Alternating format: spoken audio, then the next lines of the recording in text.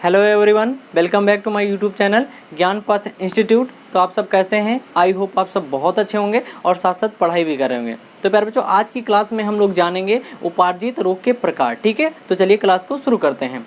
तो प्यारे बच्चों, जैसा कि उपार्जित रोग जो होता है वो दो प्रकार का होता है। कितने प्रकार का होता है? दो प्रकार का होता है। एक तो होता है संक्रामक रोग और दूसरा होता है असंक्रामक रोग। तो सबसे पहले हम लोग जानेंगे संक्रामक रोग किसे कहते हैं। ओके, तो प्यारे बच्चों, यहाँ पे हेडिंग पड़ी हुई है कि संक्रामक रोग। प्यारे बच्चों, संक्रामक रोग को संचरणीय रोग भी कहा जाता है। क्या कहा जाता है? संचरणीय रोग भी कहा जाता है। ये कैसे रोग होते हैं? ये ऐसे रोग होते हैं जो एक व्यक्ति से दूसरे व्यक्ति में फैलते हैं या संचरित होते हैं। तो ऐसे रोगों को कहा जाता है संक्रामक रोग। ठीक है, तो लिख लेते हैं प्यारे बच्चों, ऐसे रोग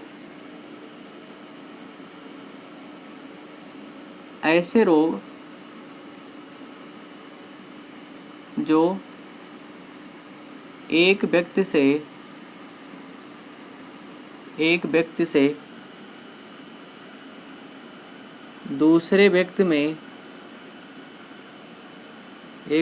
दूसरे व्यक्ति में फैलते हैं या संचरित होते हैं। ठीक है, फैलते हैं, संक्रामक रोग कहलाते हैं। संक्रामक रोग कहलाते हैं। ठीक है, संक्रामक रोग कहलाते हैं।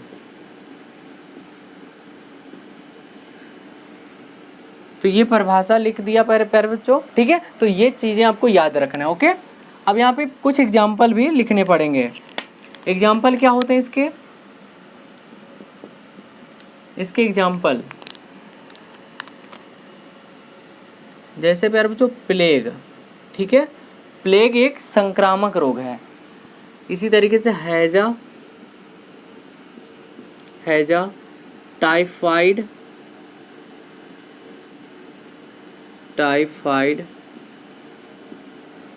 मलेरिया,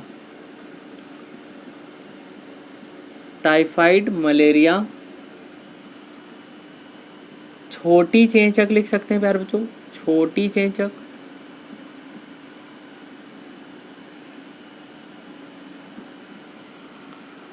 लिख सकते हैं जिसको हम लोग बड़ी चेचक भी कहते हैं। इसी तरीके से प्यारे बच्चों हम लोग तपेदिक लिख सकते हैं, तपेदिक, जिसको हम लोग आम भाषा में टीबी रोग कहते हैं, तपेदिक। इसी तरीके से प्यारे बच्चों हम लोग रेबीज लिख लेते हैं, रेबीज क्या है? एक संक्रामक बीमारी है, संक्रामक रोग है जो पागल कुत्ते के काटने से होता है। इसी तरीके से प्यारे बच्चों हम लोग दाद लिख लेते हैं, दाद, कुष्ठ रोग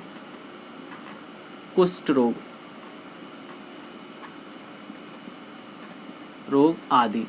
तो ये प्यारे बच्चों क्या है? ये सबके सब संक्रामक रोग हैं जो एक व्यक्ति से दूसरे व्यक्ति में फैलते हैं। अब हम बात करेंगे असंक्रामक रोग की। तो दूसरा हमारा क्या है प्यारे बच्चों? दूसरा हमारा असंक्रामक रोग।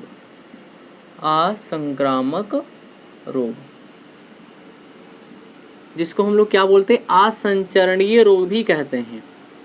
असंचरणीय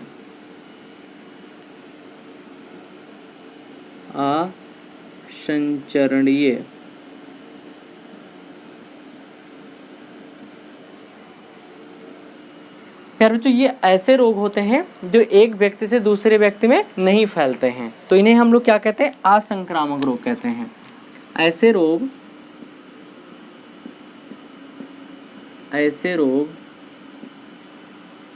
जो एक व्यक्ति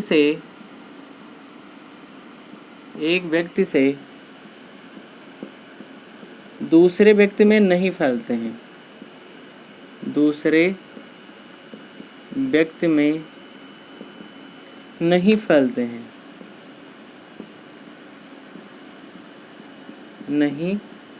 फैलते हैं, असंक्रामक रोग कहलाते हैं। असंक्रामक रोग कहलाते हैं। असंक्रामक रोग कहलाते हैं। ठीक है, तो ये चीज़ें आपको याद रखना है। अब कौन कौन से ऐसे रोग हैं जो असंक्रामक रोग होते हैं, तो ये भी लिख लेते हैं बच्चों एग्जाम्पल में। एग्जाम्पल में लिख सकते हैं प्यारे बच्चों कैंसर। कैंसर यानी ये कैंसर जो रोग है ये सबसे बड़ा असंक्रामक रोग होता है, ठीक है, कैंसर। इसी तरीके से अल्पता रोग भी होता है प्यारे बच्चों, अल्पता। अल्पता रोग में क्या होता है कि ये ऐसे रोग होते हैं जो विशेष रासायनिक पदार्थों के कमी के कारण ये उत्पन्न होते हैं। तो अल्पता रोग में प्यारे बच्चों हम लोग लिख सकते हैं वेरी वेरी रोग, वेरी वेरी रोग, ठीक है, वेरी वेरी रोग, ठीक है। ये भी क्या होता है, वेरी वेरी रोग एक अल्पता रोग है और यानी असंक्रामक रोग है, ओके, जो कि विटामिन B1 की कमी से होता है, जो जिसका रासायनिक नाम थायमिन भी होता है, ओके। तो विटामिन B1 की कमी से कौन सा रोग होता है, वेरी वेरी रोग होता है, तो ये भी याद रखना है प्यारे बच्चों। इसी तरीके से मधुमेह है। अब मधुमेह रोग से सभी परिचित होंगे क्योंकि मधुमेह रोग को क्या कहा जाता है, शुगर के नाम से भी जाना जाता है या डायबिटीज भी कहते हैं। ये किसकी कमी से होता है, इंसुलिन हार्मोन की कमी से होता है, ठीक है, किसकी कमी से होता है, इंसुलिन हार्मोन की कमी से होता है। इसी तरीके से प्यारे बच्चों घेंघा, घेंघा, घेंघा किसकी कमी से होता है, आयोडीन की कमी से होता है, तो ये याद रखना है, ओके। अब इसी तरीके से प्यारे बच्चों हम लिख सकते हैं एलर्जी। एलर्जी, एलर्जी भी क्या है, असंक्रामक रोग है। ये एलर्जी जो होती है प्यारे बच्चों ये किसी भी एंटीजन के प्रति या किसी भी बाह्य पदार्थ के प्रति बहुत ज़्यादा जब शरीर अति संवेदनशीलता दिखाता है तो इसी कंडीशन को हम लोग क्या बोलते हैं, एलर्जी बोलते हैं, ठीक है। तो ये सारी चीज़ें आपको याद रखना है। अब हम यहाँ पे बात करेंगे बच्चों कुछ सामान्य संक्रामक रोगों की बात करेंगे, ठीक है। तो हेडिंग डालेंगे बच्चों कुछ सामान्य संक्रामक रोग, कुछ सामान्य संक्रामक रोग, संक्रामक रोग। अब प्यारे बच्चों यहाँ पे संक्रामक जो रोग होते हैं ये किसके कारण होते हैं प्यारे बच्चों, तो ये सूक्ष्म जीवों के कारण होते हैं। किसके कारण, सूक्ष्म जीव। सूक्ष्म जीव ऐसे जीव होते हैं जो हमको इन नग्न आँखों से दिखाई नहीं देते हैं, तो ऐसे जीवों को क्या कहते हैं, सूक्ष्म जीव कहते हैं। अब सूक्ष्म जीव में कौन कौन से होते हैं प्यारे बच्चों, जैसे प्यारे बच्चों लिख सकते हैं हम लोग जीवाणु। जीवाणु क्या है, सूक्ष्म जीव है। इसी तरीके से विषाणु,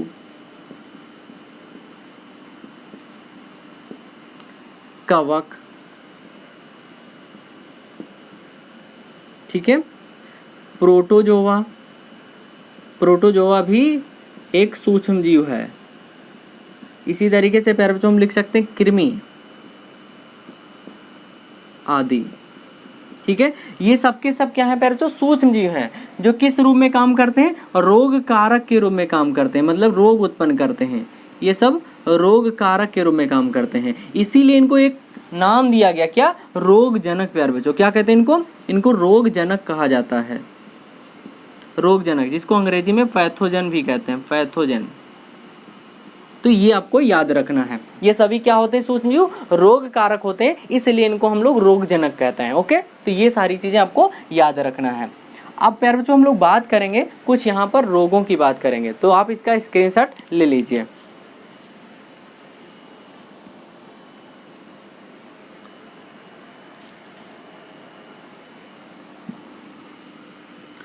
तो उम्मीद है आपने स्क्रीनशॉट ले लिया होगा। अब हम बढ़ते हैं अगले रोग के ऊपर। अब हम पढ़ेंगे रोगों के बारे में।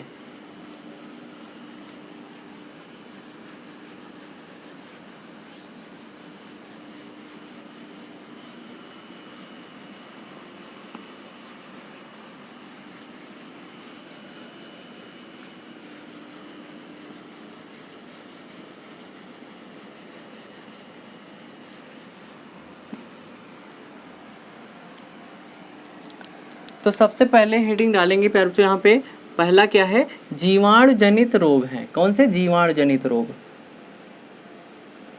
जीवाणु जनित रोग।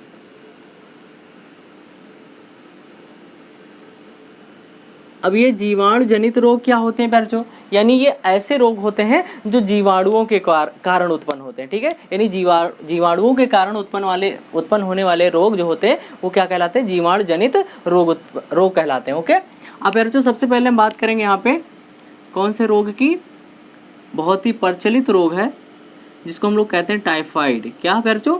टाइफाइड। Typhoid, okay. चलो,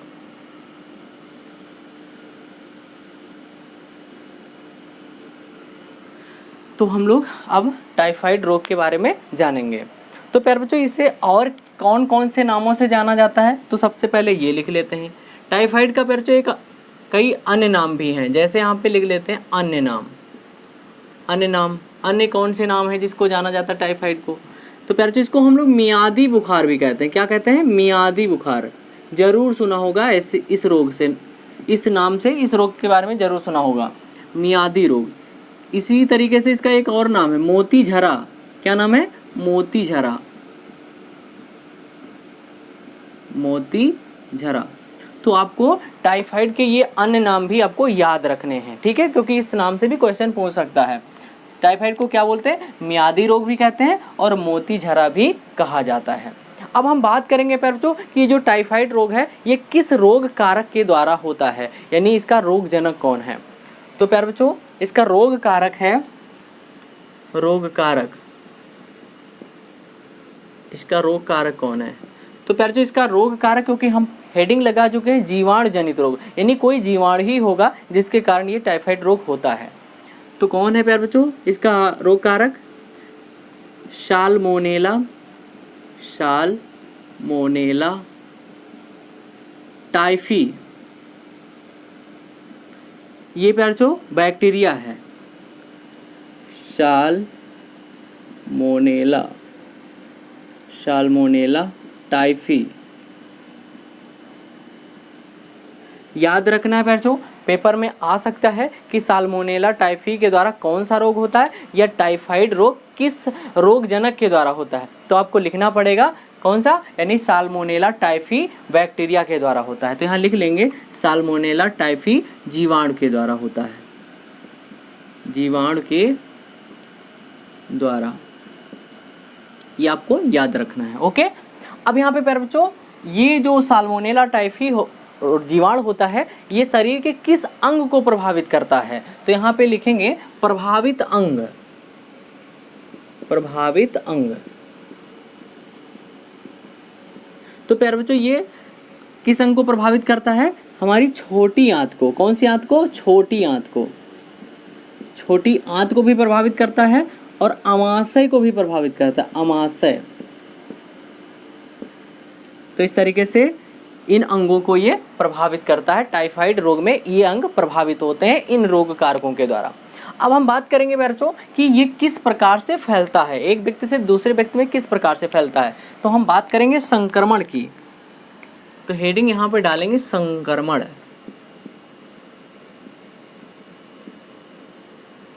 संक्रमण।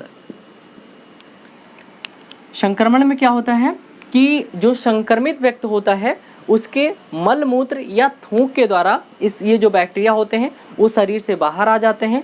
फिर उसके बाद क्या होता है कि जो मक्खियाँ होती हैं उन मल मूत्रों पर बैठती हैं और बैक्टीरिया को उठा करके जो पीने के पानी होता है, पीने के लिए जो पानी होता है, भोजन होता है, उस पर छोड़ देती हैं, जो कि संदूषित हो जाता है। और फिर उसका उपयोग जब स्वस्थ व्यक्ति करता है तो प्यारे बच्चों वो संक्रमित हो जाता है। तो इस प्रकार से इसका संक्रमण होता है। तो लिख लेते हैं हम लोग यहाँ पे कि इस रोग का जीवाणु, इस रोग का जीवाणु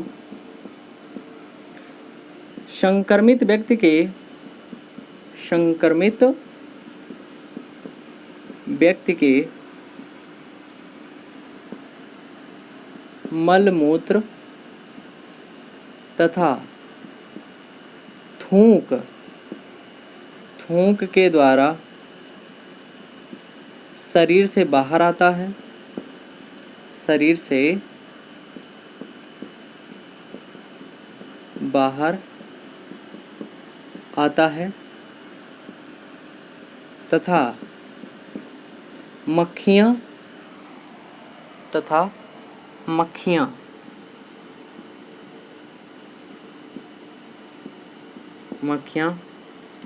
इसको पीने के पानी तथा भोजन पर पहुंचा देती हैं, भोजन पर पहुंचा देती हैं, जिससे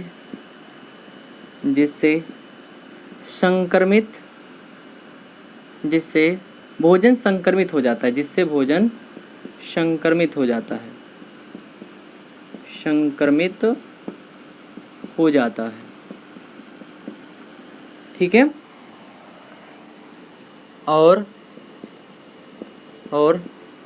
संक्रमित भोजन के उपयोग से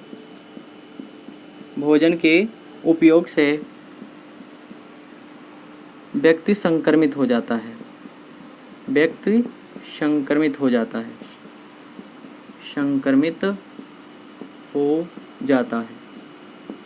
ठीक है, तो ये आपको याद रखना है। यानी इस रोग का जो जीवाणु होता है संक्रमित व्यक्ति के मल मूत्र तथा थूक के द्वारा शरीर से बाहर आता है, तथा मक्खियाँ क्या करती हैं, इस मक्खियाँ क्या करती हैं, इसको पीने के पानी तथा भोजन पर पहुंचा देती हैं, जिससे भोजन संक्रमित हो जाता है।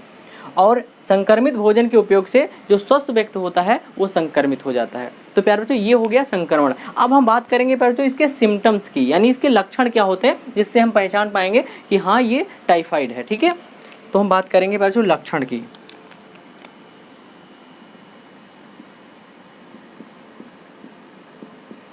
लक्षण में क्या होता है प्यारे बच्चों, जो रोगी होता है उसको तीव्र ज्वर होता है, रोगी को क्या होता है, तीव्र ज्वर, लगातार, यहाँ पे लिख देंगे लगातार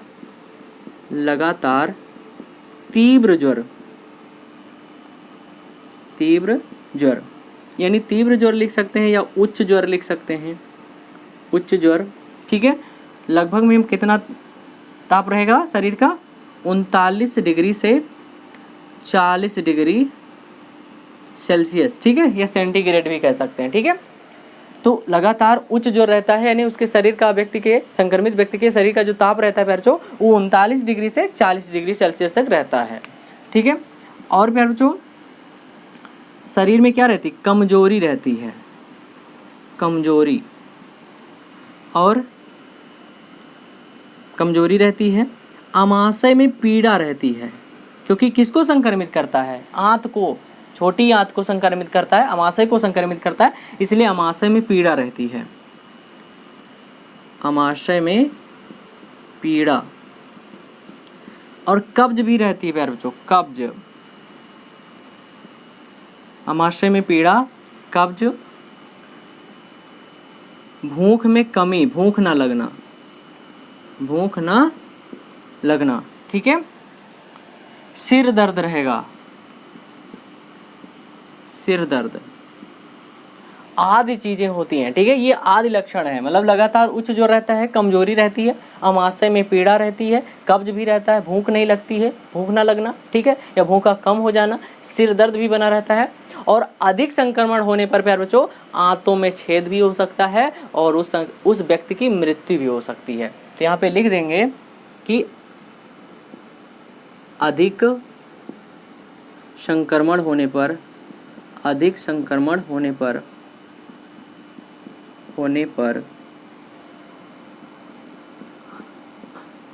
आंत में छेद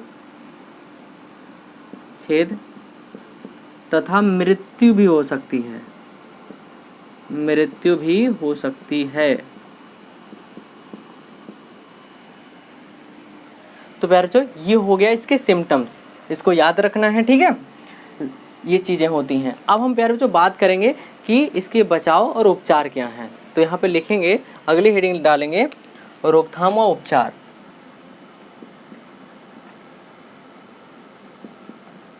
रोकथाम व उपचार। तो रोकथाम या उपचार के लिए प्यारे बच्चों क्या करते हैं, पहली बात तो प्यारे बच्चों इसकी पुष्टि के लिए, मतलब इसकी जानकारी के लिए हम लोग क्या करते हैं कि किसी व्यक्ति को जो है टाइफाइड है या नहीं है, तो इसके लिए प्यारे बच्चों क्या किया जाता है, बिडाल टेस्ट कराया जाता है। क्या कराया जाता है प्यारे बच्चों, बिडाल टेस्ट कराया जाता है। तो यहाँ पर लिखेंगे कि इसकी पुष्टि के लिए बिडाल विडाल टेस्ट किया जाता है। ठीक है, तो ये हो गया। दूसरा पॉइंट यहाँ पे लिख सकते हैं प्यारे बच्चों कि अपने आसपास सफाई रखी जाती है। आसपास सफाई रखना चाहिए, सफाई रखना चाहिए। ठीक है, और तीसरा पॉइंट यहाँ पे लिख सकते हैं क्लोरोमाइसिटिन। ठीक है, क्लोरोमाइसिटिन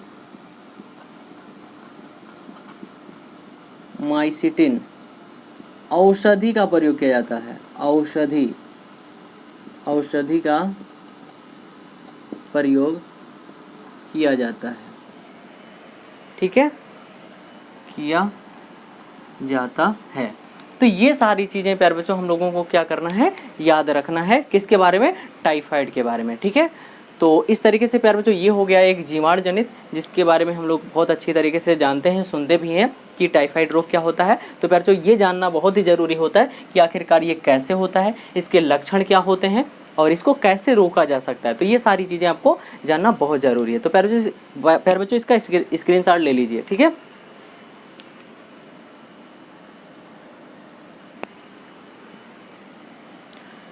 ठीक है प्यारे बच्चों, तो उम्मीद है आपको ये समझ में आ गया होगा। और अब हम पढ़ेंगे अगली वीडियो में। तो अगर ये वीडियो पसंद आया है तो वीडियो को लाइक कीजिए, चैनल को सब्सक्राइब कीजिए। बहुत बहुत धन्यवाद।